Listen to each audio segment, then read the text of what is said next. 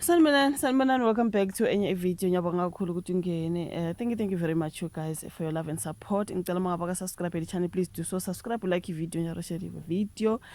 And yeah, ubuke nama advert you guys, which is very important ukuthi ke uncedise ngokubuka ama advert azovela video idlala ungawaskip. Now guys, nafuna ukukhuluma lodaba lwabo Phakela Mthakathi ongizwe no Jacinta.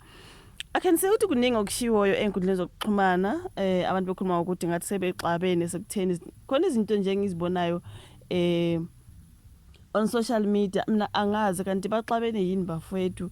I think indaba yasuka lapha ekutheni uJacinta angabi khona kulo yamhlangano ophakathi kwabamongameli wezwe babusirela amaphosta noPhakela Mthakathi nongizwe kwaba khona ke nje labanye sesibona phela ngezithombe ezashutwa ngozo nabanye ebhuti nje babeshuta nomongameli ukuthi kushuthi babe khona kwi group leya ngenkathi kuhlangana nomongameli something like that.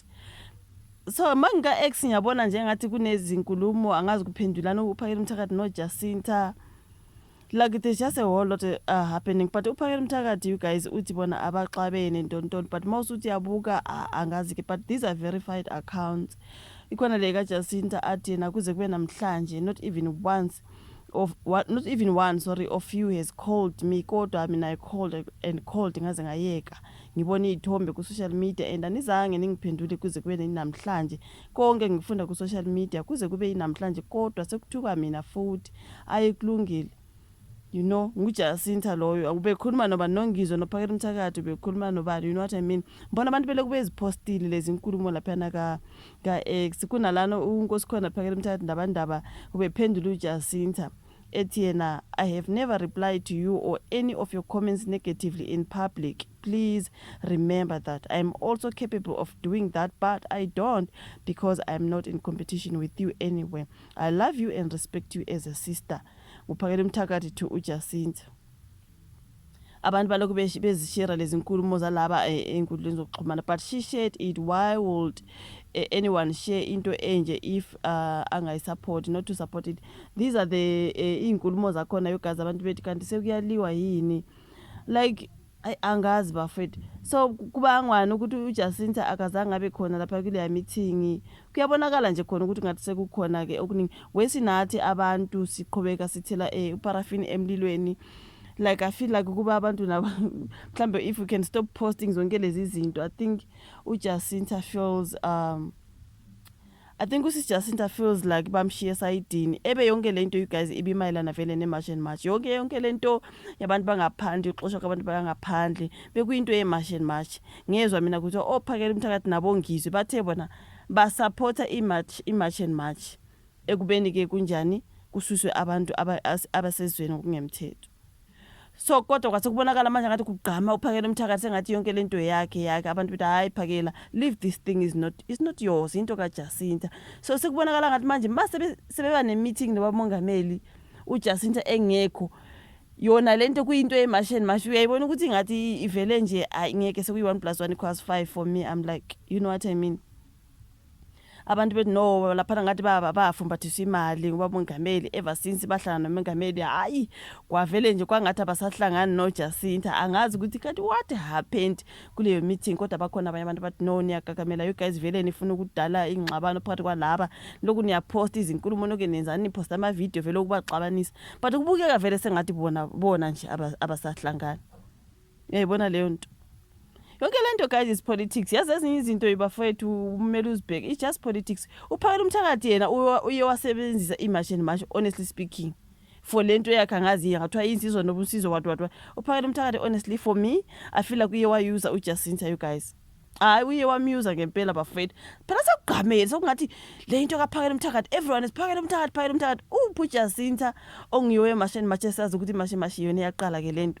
Manje sokuPhakela Mthakathi uJacinta songathi nje ube lapha yana nje, you know. I guys for me I'm like manje ukuthi uyala kuPhakela Mthakathi you guys ukuthi yena uye wafumbathiswa umongameli Cyril Ramaphosa njengoba bebehlangane naye lapha ke kule ya meeting. Kuzokhumbuleka ukuthi kusuke ukukhuluma mayelana ke nomhlangano ophakathi kwakhe nongizwe kanye noBaba Ramaphosa. uPhakela uye waphumela obala lapha ngesikhathi nesithaka nabezindaba khumbula ngasekugudlamini phakathi ngiyenzile ivideo. uthi nakulo yamhlangano mina ngangena ngiyimina ngaphuma nje futhi ngingaphethe lutho angazi ukuthi laba abathi ngithola imali lokho bakususela kuphi. Uthe kunabantu abathanda ukungcolisa igama lakhe wathi ke noma bengenzana akukho abangakwenza ukulingcolisa ngoba limsula kusukela eseyibhobhodlenyana lo mfana. Angithi kunabanye abakhuluma ukuthi kubonakala uKing Zoso manje sethenga ifoni kunaleya video kaZoso eyothenga ifoni ebizayo kwathiwa awu after nje behlangana nomongameli sekubonakala nje uZoso sebenemali nje sebethenga amafoni abizayo ngaka cash into ekanjalo. Abanye bethi uZoso uyanihlaza uZoso ngiyona onifaka amehla abantu ngoba why all of a sudden sevela wayothenga ifoni ebiza kangaka. Abantu bethi ngapha ugqoko ophaca ngapha kagezi kanti guys why nithanda ukuthi uZoso akagezi.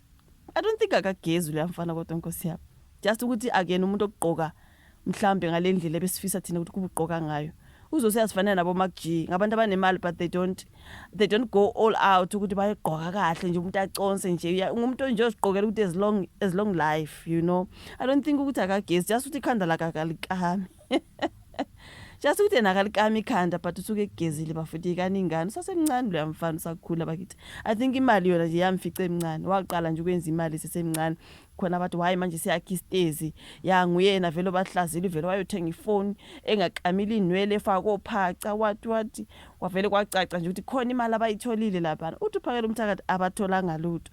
So hey angeke bafethu uyawaveza ukuthi amahemhemo okuthola kwabo imali kumengamela sesabelele njengomlilo wequbula waze wathola ucingo komunye umuntu wesilisa othe yena udumele kakhulu futhi njengoba ke esethuliswe ngemali uthi ngimphendulile leyo mlisa ngathi ayikho leyo into enjalo mina ngiyaqahubeka nokulwela ukuthi ke izwe lilunge ngimtshelile futhi leyo mlisa ukuthi lento akhuluma ngayo angiyazi nokuthi isuka kuphi. Usho ukuthi umuntu esenayo imali sengavo siyazi phela but phakele ukuthi you are not going to agree khona ukutholakala kwemali ngathi khona kukhona. Okay, let me just say I think angisho ukuthi it's a fact. I think yona imali kodwa baye bayithola bafethu eqhubeka nje utheni inkinga enkulu ukuthi ke kunabantu abanenzonto enkulu ngomongameli wezwe manje bagcine sebefuna ukuthi bonke abantu ke kukhulunywe indaba yokuthi kumele nabo bagcine sebemzonda okuyinto athe yena ngeke ayenze. Uthi ubezokuthiwa kungani pho engazange amazisa umsunguli weMashemashi uJacinta ngomhlangano kamongameli. Uthe umhlangano waba sebusuku yena ubengeke ashayela umfazi womuntu ebusuku ucingo izwile le nkulumo yakwathi yena uJacinta she's a married woman ubengeke phela yena manje asuke afonele a married woman but benisebenza nonke nje she's a married woman but mangabe kubalekile ukuthi umthethe emthinti noma umyeni wakhe khona lapho kubonakala ukuthi phela ayikho into enihlanganisayo it's just work. Abekwazi ukuthi kunento nje eyenzakalayo noma engeke aze mhlambe kusebusuku isikhathi sakhe nomyeni wakhe is family time but at least abekwazi ukuthi kukhona into nje ezoyenzaka why manje engaziswanga ukuthi ke sine meeting noBaba Ramaphosa. You know what I mean? So ayingeke ekhululini uthena umongameli wamnxusa ukuthi ke eze laphana konke okusemandleni ukuze ke enze konke okusemandleni ukuze imashi yangoLwesibili ingagcini seyiphuma endleleni. Uthe wacela ngumongameli ukuthi makungabi khona into ephuma endleleni makungabi khona abantu abalimalayo.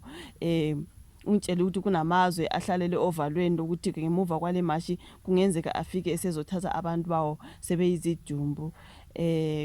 Utheke ubesemnikeza ke isiqiniseko kwamongameli sokuthi akakhululeke ngoba angeke kwenzeke lento enjalo. Uthi ngimtshelile ukuthi akangesabi ngeke kube khona abantu abagcina bephuma umphefumulo ngenxa yemashi. Why yonke lento ibingakhulunywa uJacinta ngoba she is the march and march person. Why bese kungekaphakela umthakathi? You know what, like ubhuti phakela umthakathi bafethu nje yena nje hayi for me I feel like nje uye angeke lento wayenza about yena engathi yakhe angazi ukuthi yini insizwa yonke le angazi whatever it is that, you know what I mean. For me nje vele exclude uJacinta I think it's just nje it's something else. Why bengamtshelanga ngoba kwabonakala imessage kaJacinta ephendule ethi yena akazange abekwazi ngalomhlangano noma kusebusuku akaziswe ukuthi ukhona umhlangano onje noma engeke mhlambe abe khona but why manje wayithi anzange ngazi ngibone yonke lento ka social media.